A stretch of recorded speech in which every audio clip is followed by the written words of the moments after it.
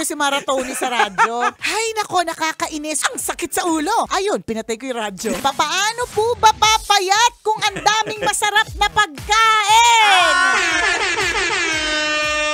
Actually, problema din namin. Problema din namin actually, kaya wala kaming sagot. I have a friend na talagang meron siyang dalang timbangan.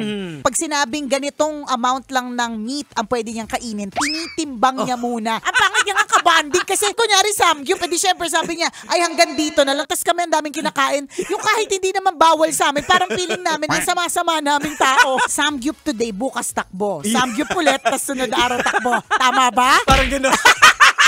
Hindi po kami talaga ang tamang tao na tinatanong mo tungkol sa ganyan. Hirap maniwala dun sa mga tao hindi naman pumayat. Ano lang to, kami-kami lang din. Meron nga nagtanong sa akin, sino nagturo si ng OMAD? Sabi ko, narinig ko lang. Nung isang araw, narinig ko si Maratoni sa radyo. Hay nako, nakakainis. Kumain ako ng isang plato ng spaghetti. Ako kasi kumain din ako, kakain ko lang nun eh. Feeling ko sa sarili ko, parang, angay, ito na lang yung kakainin ko. Tapos pwede pa akong kumain ng kanin kasi konti lang yung kinain ko spaghetti. But anyways, ang sabi niya, 700 calories yung isang... Sabi ko, 700 calories? Madami-dami yun Ang sakit sa ulo. Ayun, pinatay ko yung radyo.